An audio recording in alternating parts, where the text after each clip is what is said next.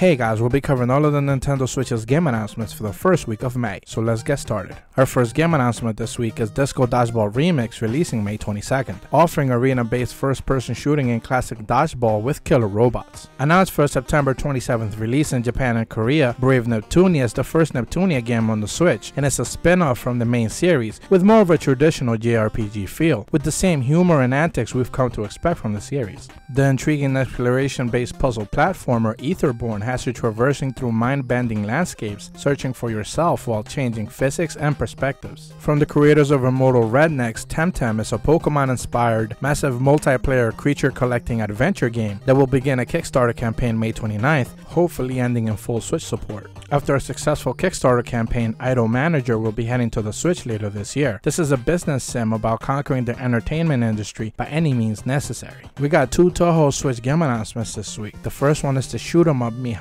Suimiku, which is releasing in Japan later this year, with improved visuals, gameplay, scenarios, new playable characters, and boss battles. And that announcement was followed by Toho Genso Kiko Lost Alchemy, which is an action RPG that is due out later this year, but all we got was an image. Zen Bound 2 is a relaxing game where you paint wooden sculptures by wrapping them with rope, and their use of the Joy-Cons is very similar to the puzzles from Breath of the Wild. Due out sometime in 2018, Behind the Screen features puzzles, stealth elements, and fighting inspired by historical events in Taiwan with surreal visuals. Featuring 11 different missions where you punch, shoot, and slice, and even cook your enemies, Chicken Assassin Reloaded promises to keep you entertained with multiple game modes and hordes of loot to collect. The self-described neo-rogue brawler Coffee Crisis offers single and local co-op play as you fight wild aliens trying to take over the world. Ikaruga is getting a proper visual upgrade and releasing May 29th, featuring tape mode, local 2-player co-op, and online leaderboards. Back in February, we saw the release of The Fall Part 2 Unbound. Now the first part, The Fall, is releasing on May 10th via the eShop.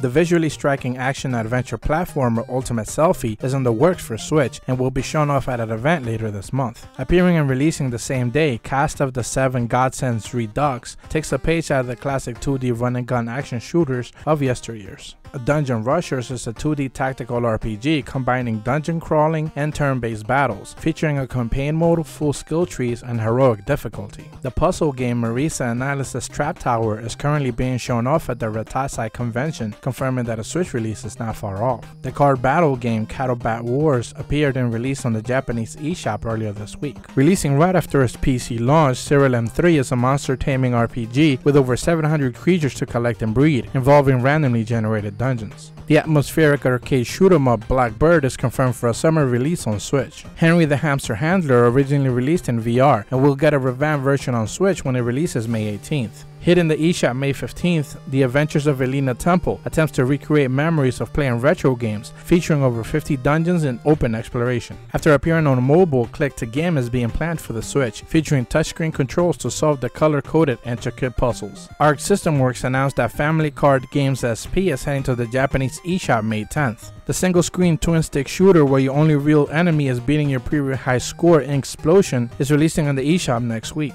And that's all the games we'll be covering this week. A rather mild week when it comes to announcements, but we should expect some news on Nintendo Online sometime next week. So with all that said, as per always, thank you guys so much for watching. I truly appreciate the support. Be sure to leave a like and subscribe if you haven't done so already. See ya!